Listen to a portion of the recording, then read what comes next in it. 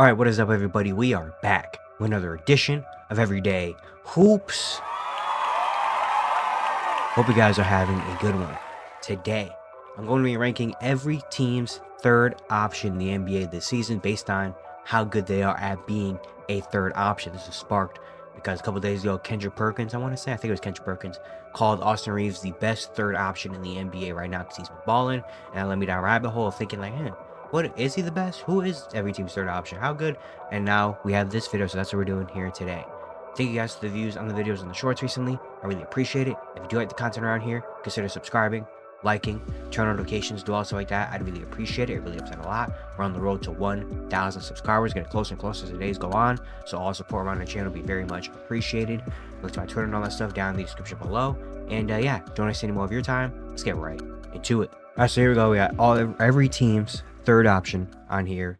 We're going to try to put them in a tier list ranking depending on how good they are of a third option. I'm going to try. It's probably going to be a little bit difficult and a little bit tough to try to take them as that, but work with me. If you have any comments or, thoughts about third options in the comment section, let me know. I'd love to hear your feedback on some of these. All right, we'll start. Desmond Bane. First one we're starting with. Desmond Bane has been really hot recently. I think he just shot 44. But also, I think, did Jaren play in that game? I don't remember off the top of my head. But Desmond Bane, I think he's I think that's a pretty good A. I think that he's one of the better ones. If I had to put in a top 10, I think he'd definitely be in a top 10. For me, he's a guy that can, play off of Ja and Jaren. A guy that can handle the ball a little bit, can shoot the three ball, can space, but also can go be a 20-something point per game scorer. And I think him playing off of Jaren being in the paint and Ja, both those guys liking to get inside and get in the interior. Desmond Bane does a really good job of playing off of them in terms of being a third guy that can actually space the floor while also being a secondary ball handler. So in case they're really, guarding up on Ja or something, Desmond Bane can also do some similar things with the ball. So I think Desmond Bane's a really good start for an A tier. Bradley Beal is next. Bradley Beal as a third option. You also have to take into account how good these teams are. Because Bradley Beal isn't having an amazing season statistically. He's been trying to do a lot of the other things, like, be the glue guy, but it just hasn't really been working out. Bradley Beal as a third option. He hasn't been great. Hasn't been great, really. It might dang near be a D, man. It might be, because it just hasn't really worked out very well for him. You combine that with the whole trade rumor stuff, and it's just been kind of like, it's been tough for him. I'd put Bradley Beal as a C, low C. Yeah, just about average to kind of like, not really great. When you talk about Bradley Beal right now being a third option, you're just kind of like, because KD and Book can score. Bradley Beal also should be a scorer and a spacer and all that stuff, but he just hasn't really done it as well this year. If he's averaging probably what 17, 18, maybe 19, but like it just hasn't looked great at all, So he'll be a C. Malik Beasley as a third option. This is an interesting one because Malik Beasley isn't a third option like the others, where Malik Beasley is a pure shooter and sniper. He's not a guy that's gonna give him the ball and let him go one-on-one. He's gonna go get a bucket like Desmond Bane or like Bradley Beal could, or like other players on this list. But he's been having such an amazing season, and he kind of is the third, sometimes the second option because the Pistons don't have a surplus of talent outside of Cade Cunningham. But Malik has just been really good for them. In terms of ranking him as a third option, I mean, having a 40-something% three-point shooter that's having an historic three-point shooting year like Malik Beasley is not a bad option to fall back on. They run a lot of offense for him, trying to get him open and all that stuff. He's between a B and a C for me. I would put him in B, but again, the way he plays as a third option is just kind of, I don't know. I'll put Malik Beasley as a. We can always go back and change. There's only a third one. Once we see how this tier list starts to really, form, I can make my adjustments when I need to. But I'll put Malik in C. I'll put him in C. I'll put him in C for right now. Again, all these are subject to change depending on how things go. Bilal Coulibaly for the Wizards, the third option. Unfortunately, he's going to go to a D, even though I like Bilal. You know, I think Bilal could be a really good player in this league, just not yet. And the Wizards, again, suck. And having Bilal Coulibaly, a guy that averages like 12 points per game as your third option, is tough. Still very raw. Still needs a lot of work. But again, I'm a fan of Bilal. I think he'd be really good in the future. Miles Bridges is Nets. Miles Bridges, um, kind of plays like the first option sometimes because LaMelo and Brandon Miller miss so many games.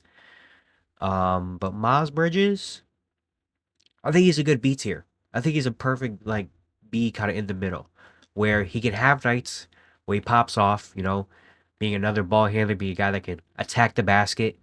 You know, he's become a playmaker a little bit recently. Being a forward, you know, that doesn't rely on 3-point shots like LaMelo and Brandon Miller does. Being a guy that can attack and get downhill. I think a B is perfect for him. You know, I think a B, maybe even an A sometimes, but I think B is good. Chet Holmgren being a third option. I think he's a guy that can put the ball on the floor a lot more than people expect. He can space the floor out a lot. Again, we're just focused on, I mean, we know what he does defensively, all that stuff, but we're focused on being a third option. And in terms of being a third option, I think Chet is a little bit underrated in that, you know? Um, I think I would put him, because as a player, I mean, he's up here. But in terms of, again, being a third option on a team, especially being the best team, even though he has missed a big chunk of the season, too. I would put Chet. This is an interesting one. I'd put Chet in. Hmm. I'll put him in A tier, honestly. I'll put him in A.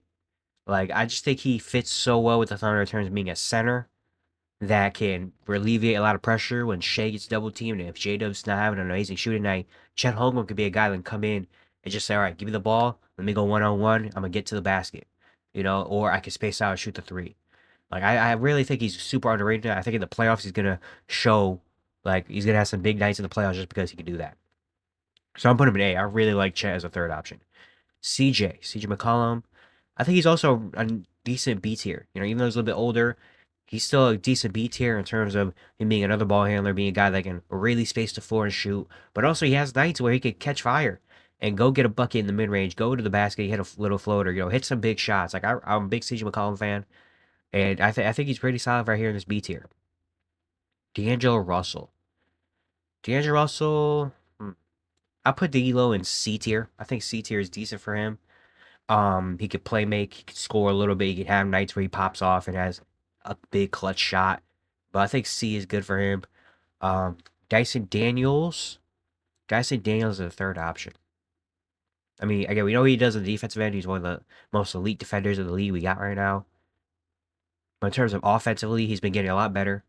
You know, he's not afraid to attack the basket. Still working on a 3-point shot a little bit, but it's decent right now. He can have nights where he has like 19 to 20. I put Dyson Daniels. Hmm. I'll put him in D, unfortunately. Again, this is not based on defense or him as a player. It's based solely on him as a third option on a team. And I don't know. I think maybe next year, once he gets a little more development, I think he can jump up this list absolutely. Fred VanVleet. Fred VanVleet. I would put Fred VanVleet in it's between a B and a C because he's important to the team, being a guy that can control the game, being someone that can put people in the right spots, but also some nights he does have to be a scoring threat, but he has to rely on a lot of 3-point shots because he's not a guy that's going to attack the basket, you know, and get to the rim at ease. You know, he's got to rely a lot on tough shots. But he can do that and he can make some big shots. So I think I'll put him in C tier. I think I'll put him in C. Yeah, I think C. Between a B and a C. Kevin Huerter, put him in D. He's only here for the Bulls because I went to the Bulls roster and looked at who takes the most shots after Kobe White and Vucevic, and it's Kevin Huerter. So he'll go in D. Jerami Grant. This is interesting because the idea of Jerami Grant as a third option is nice, but what he's been doing as a third option this year hasn't been super amazing. I mean, being a big forward that can do a lot of different everything. I mean, he can shoot the three ball. He could attack the basket. He can get to the mid range, get buckets. He hasn't really been doing that a whole lot though. It's more been just shooting threes. Huh. Jimmy Grant. I'm also gonna put in C tier. Yeah, I'll put him in C. Klay Thompson being a third option. Uh, hmm. Klay Thompson being a third option. I think Klay being a third option. I mean, relies a lot on again 3-point shooting. He's not gonna really. I mean, he can do a couple little dribble pull up mid range. He's not the same Klay as before though, which is tough. Um, I think I don't want to put Klay in D, but I mean, you know,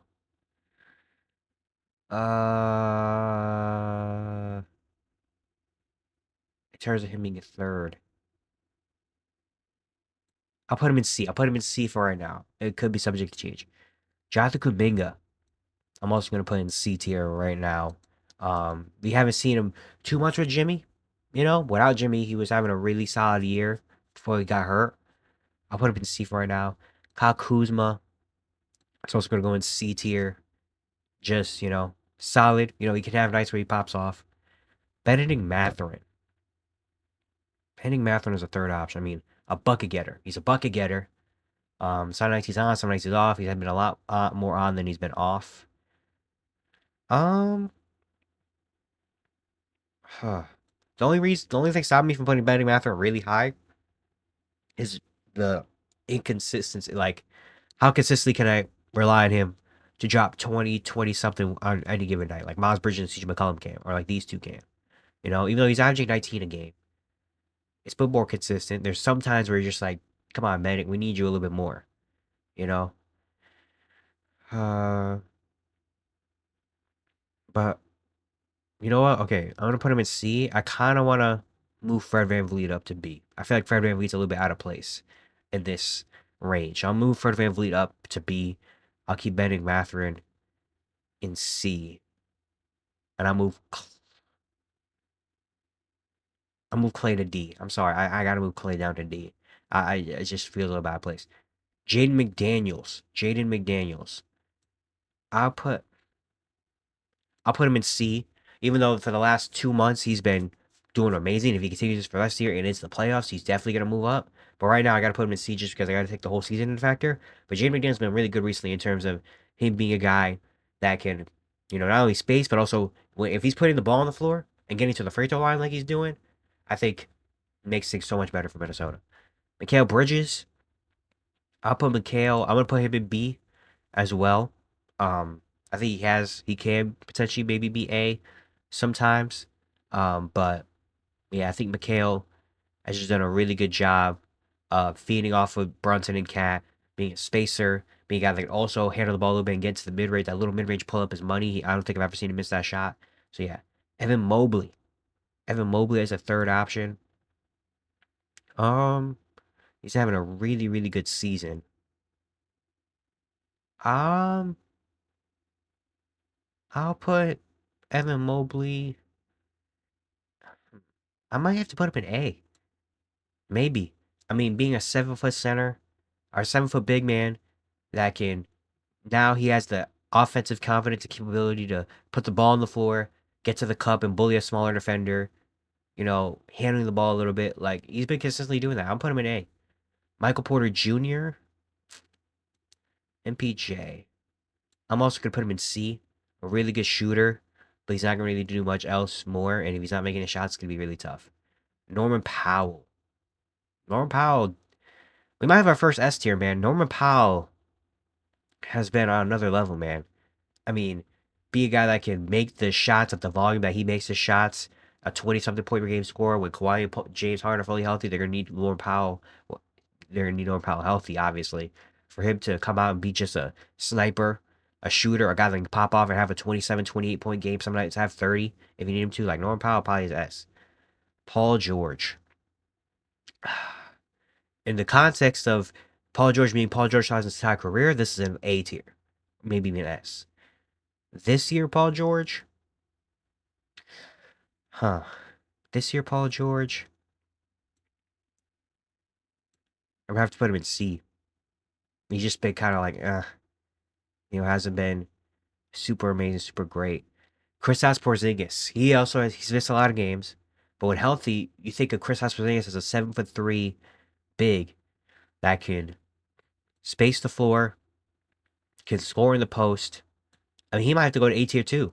Just the idea of Kristaps Porzingis, of him being a center that can space, can score outside and inside, and being 7'3" that not many people in this world can really contest and guard him like that. Man, Immanuel Quickley, he's gonna go in C tier as well. He's missed a lot of time, but guy that can handle the ball, can shoot the ball, can attack the rim and hit a floater a little bit. I was wishing for a better year for Immanuel Quickley, but unfortunately injuries really messed him up.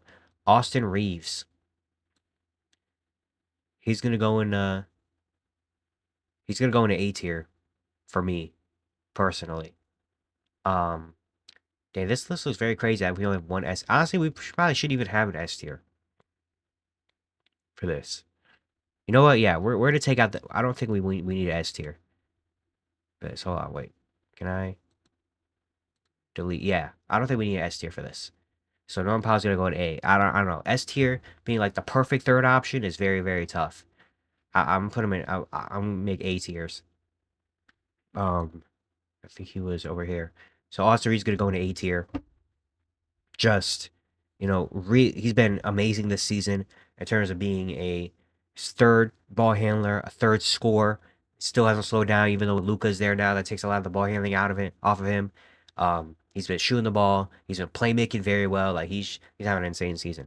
Domantas Sabonis, I think he's gonna go into A tier as well. I mean, having an all-star. Because when you look at the Kings offense, I put Sabonis on here because look at the Kings offense, DeMar and Zach are going to get their shots. Sabonis might run the offense, but Sabonis isn't taking the most shots throughout the offense. And Sabonis A tier. Colin Sexton, I put him in D tier, even though I love Colin Sexton, shots with Young Bull. He's a bucket getter, a scorer, and I really hope he gets traded to a team that actually competes because he's a competitive spirit. We all know that. Put him in D. Jalen Suggs.